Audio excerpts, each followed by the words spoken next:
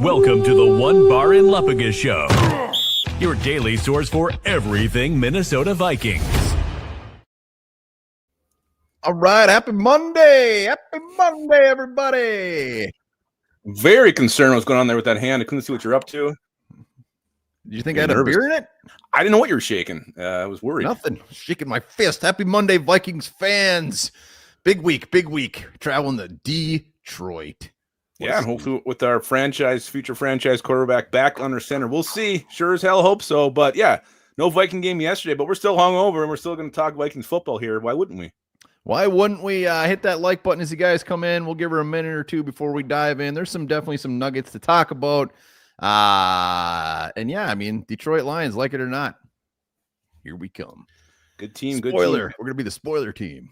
Packers won last night, but the Bears, they lost by the Ty Huntley. What's his first name? Snoop Huntley. Snoop Huntley. Ravens. So the big winning streak of the Bears is over. It's over. Really. Also, I posted our Halloween candy draft this morning, members only. So hey, if you're not a member, hit that up. Early signs are that I am the Quasi GM. Quasi. Really? Yeah, sounds like nobody likes my candy. Wow. Kiss my ass. As long as you do, it's all that matters, right? Yeah, I mean, there's no Boston baked beans on there. There's none of those orange peanuts. I feel like I did okay, good and plenties. None of them on there. So check out the video, members. You may or may not regret it. If you're dying to know, become a member. You can watch it yourself. Yeah, we're gonna do a lot more of just stupid shit like that. Like we're gonna be doing a lot of drafts, a lot of best. We did a football movie one a while ago, but we're gonna do weird stuff just so you can really get to know how stupid we are. Davey, we're hoping to get Micro Mike on for Sculling. We'll see if that happens or not. But it's a hard. Yeah, we'll get somebody. Good morning, Bradley. Bradley Gardner. Kobe King. We did get our candy stolen. Venomous, what's going on? Venomous here on a Monday afternoon. On a Monday. Wow. Yeah. So again, Lions were off, huh? They must have had a bye. They did. They were off. Bears lost. Packers beat the hell out of Aaron Rodgers. Was pretty close there for a while. That non-call on the false start was mind-boggling. Those uniforms the Steelers are wearing were so ugly. It was tough to watch. Yeah. No, it was. They're ugly. Them and the Packers have probably the ugliest throwback jerseys ever imagine. Yeah, like don't just go to a different era. Just go to a different era. Don't wear those things. Okay. They're all for it. Let's talk some Vikings. Let's do it. So jumping to some news here. Javon Hargrave played a season-low 30% of the defensive snaps on Thursday. So his role just keeps getting reduced and reduced. I mean, credit Jalen Redmond, credit Levi Drake Rodriguez, credit Tyrion Ingram Dawkins. There's other options, but Hargrave, 30% of the snaps. Did you say you gave credit to them or didn't? Crediting them for getting, more playing time. Yeah, I mean, 30%, that's pretty bad as far as just being one of our big free agent. I will not give credit to those other guys except for Jalen Redmond because we got ran all over. So I'm just saying we didn't do the job. So zero credit. If you're going to pick the best of the worst, then go nuts. Jalen Redmond, fantastic. Those other guys got to step up. That's your chance. Step up. They didn't do it. I wasn't talking just one game. I was talking over the course of the season so far. That's what I was getting at. Still some Vikings Lions nuggets here, and none of these are great. Vikings haven't won at Ford Field in Detroit since the 2020 season.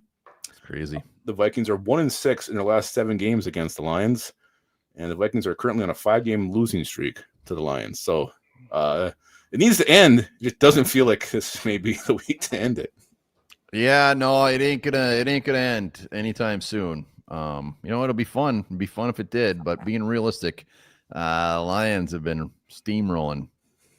Yeah, it's just where they're strong and we're weak. The matchups are just not great either. It's like, ugh. Just poopy. And we'll be talking, even though like everybody is kind of just seeing the writing on the wall at the Viking season, we're going to break down every damn game as if we're not just throwing in the towel by any means. So we will be talking the hell out of the Vikings Lions this week. Absolutely. Speaking of that, we already mentioned JJ McCarthy potentially starting this week. What are we going to hear? Is KOC going to hide this late in the week and drop it on Thursday, or what do you expect? Good morning, Frozen North. Good morning, Frozen North. I would assume the cat's going to be out of the bag. I would assume Wednesday. announce it. Just now, everybody knows it's going to happen. There's nothing to hide or be sneaky with the Lions. So just do it. If you're the Lions, does it make a difference? No. No, not really. It doesn't. They don't care. They're probably not even paying attention to. They probably couldn't name 4 people on our team right now. Oh man, really? They still think Kobe King is on the squad. They might. Oh boy, yeah. I think there's no point in hiding it. I mean, really, there's no advantage here unless his legs maybe taken off. But we didn't see a lot of that before when he played. Well, the Bears game. The only thing that obviously is a big thing is if Kevin O'Connell, which I would hope and anticipate that the play calling will be much different than it was with Carson Wentz. I don't think we're going to see J.J. McCarthy throw the ball 40 plus times in a game. So, like, from the Lions standpoint, it's like, all right, you would assume they're going to be running the ball. You'd assume they're going to be doing a lot of more short passes. Granted, we've assumed that as well, but I think they're going to be a lot different this time with McCarthy. Stickers 87. You cheer up, man. I think someone needs to give Stickers 87 a hug. Stickers. I used to like those puffy stickers and the smell. Oh yeah, those are awesome. I love those puffy ones. They weirdly stuck a long time. They always seemed like they'd fall off right away, but those little effers were tough stickers. Yeah. No, 100%. So let's say JJ McCarthy does start. What are your expectations? What do you think? What would be a good performance from him? Or at least what are you expecting to see? Against the Lions, who's the starting tackle is going to be? That's what I want to know. Yeah, that has a big bearing. Expectations for McCarthy. I mean, go ahead. I don't know. I'm hoping for some drives, some efficient drives, some nice throws, some quick decisions. I'm expecting him to probably have some bad plays as well. I know it's kind of the canned response, but he didn't have much of a chance that Falcons game. There's no protection there. That was just a shit show, and it could be the same this week if both tackles are out. But hopefully KOC lets him get comfortable, gives him some easy throws, and lets him get a rhythm going. That's what I hope to see. Get rhythm. Just remember, this dude has basically played one game. Mm-hmm. I mean, the other game he was injured for 3 out of the 4 quarters. I can't remember what it was. So just my expectations are for everyone to overreact. Expectations will be that what we've said, he will look good, he'll look bad, he'll do this, he'll do that, he'll look like. I mean, look at Drake May last year. I mean, his first year as a starting quarterback, he had some moments. He had some real bad moments. Caleb Williams last year, same thing. That's what I expect. Against the Lions, it ain't going to be an easy task. On the road. I'll say this. My expectations are more on Kevin O'Connell on how he's going to treat the play calling for J.J. McCarthy. J.J. McCarthy has talent, but if you don't put him in a good spot to succeed or just not like embarrass himself and get his ass kicked, that's on KOC. Yeah, and a game called like the Browns game was called, like that would be great if he calls it that way. I mean, quick hitters to the tight ends and get Aaron Jones back to do the same thing now. So I think that would be great if he calls it that way. Run game has to get going though. We can't be getting, what was it? Basically 1 yard per carry last week. We had 9 attempts. I mean, and the worst part is, I mean, we're probably going to be down a lot. So it's like at some point they're just going to, I mean, maybe they will throw the ball a ton. I mean, in a perfect case scenario, J.J. McCarthy does not throw the ball over 25 times. And he this comment right here, overwhelmed, sacked 5 times. Like the pocket presence and stuff like that, you'll be watching his decision-making, his pocket presence. Is he getting out of the pocket? Is he taking a sack? Carson Wentz would just basically lay down at times. Yeah. Is he throwing the ball away? Is he making stupid interceptions? I mean, that's the crap I'm going to be watching. Yeah, like that's one thing he can definitely do better than Carson Wentz is to get the ball out and make the decision and throw it. Not, second guess yourself every single time there's an open guy. Throw the ball. Do a intentional grounding, just shovel pass towards nobody when CJ Ham is wide open for a touchdown. Yeah. It was designed to be too. Like that's there we go. Supposed to go. There's an expectation. Carson Wentz, for some reason, just refused to throw the ball to open wide receivers when they had a clear touchdown. Yeah. That's my expectation, is at least he'll make the throw. Yeah. Maybe it's not even a good throw, but at least he's like, oh, he's wide open. I'm throwing the ball. I like how he did that. Make the right reads. Make the right reads. And yeah. I'm going to turn this season around. All right, Adriano. I like it. I like the positivity. Most positive person in the chat is Adriano. All right, here's a question. It's a hard one to answer. What do the Vikings do well? I saw this on Twitter this morning. Some dude said, he goes, I don't know how he phrased it. Basically, I'm not even trying to be a dick, but is there anything the Vikings do well right now? And I was like, great question. I came up with one thing. You came up with one? Wow. I mean, there's an easy one. I mean, we kicked the ball well. Very good field goal kicker. But aside from that, I mean, it's tough. It's a tough question. Davey, come on now. Take field goals. Yeah, that's what I had. We're good at kicking field goals. Even the two that I've missed, there's been, rumored wire interference. So, I don't know. This team, like, the run defenses look good 1 week, then it's ass next week. Secondaries look good, then it falls off the rails. It's an up and down team. Offensively, we've just kind of been a mess all year long. I feel like we've hit on some play action plays. Like, that was going to be my second one. Like, I thought most of our big gains have come off play actions. There's been few of those, though, and I'd have to pull up some stats to really dig into that. But yeah, no, it's unfortunate that it's so hard to answer that question, because as of now, there's very little that they actually do well. Yeah, it's slim. You have to rely on the kicking game to answer this question. It's a sad state that you're in. You throw a pass again for me? All right. What's one thing you want to see the rest of the season if it is indeed a disaster? Yeah, comments. What's one thing? I mean, you're not going to stop watching the Vikings. I mean, what are you hoping to see for the rest of the season if it does in fact just turn into a mild shit show? Yeah. So there's always little things you can pick up. Oh, positives. Boom. Next year we can maybe get this guy in here, do that. Or maybe it's like, let's move on from this guy. That's what I want to see. He's a disaster. Yep. No penalties. I like it, Lake Harold. Yeah. Penalties. Wants to see KOC evolve, set the record for PI and holding penalties. Davey. I don't want to see that. Davey, who wants to see that? That's just boring football to watch. Really bad football to watch. Yeah, I want to see the opposite of that. Mm-hmm. Yeah, T-Bass is a perfect one right there. Yep. Cliff Jaden, right? Let their futures with McCarthy. Yep. No more injuries. God, yeah. Yeah, that would be nice. We got ours. And also we do have a on the horn. T-Bass called in. I believe the F word was used. It's kind of his standard. We got a few other things, but let's look at Kalshi real quick. Let's look at Kalshi and look at this. 80-20. Right. 80. That's actually better than I thought it'd be. I've seen worse. Yeah. But Kalshi is absolutely fantastic. Legal in all 50 states. Every single state, Kalshi is legal. Yeah, hit it up. Use the promo code OneBar when you do so. You can see, I think tonight's game is fairly skewed as well. Yeah, KC Washington is Marcus Mariota going. Gross.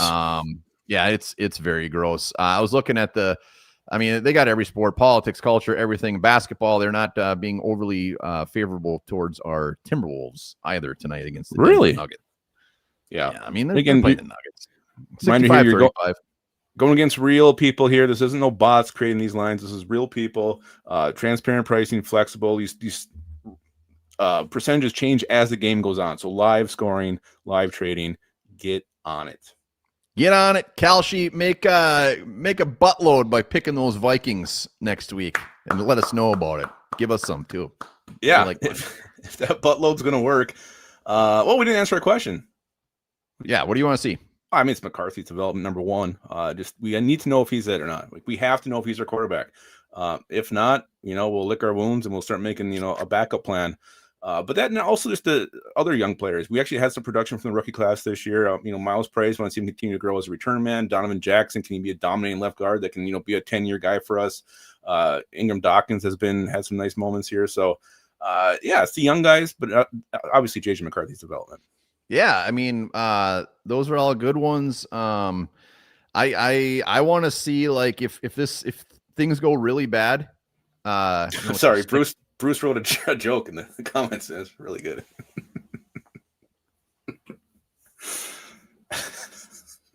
Okay. Yep. So what I want to see is if things do in fact get ugly, like the locker room doesn't get ugly, like everyone wants to poo-poo the culture. I mean, T-Bass is super against the culture, and he's not the only one. There's a lot of people like, who cares about that? And I'm kind of on the same boat. Like, culture only gets you so far, but like, rookie quarterback, some big time injuries. This could get ugly. And what are you, 2?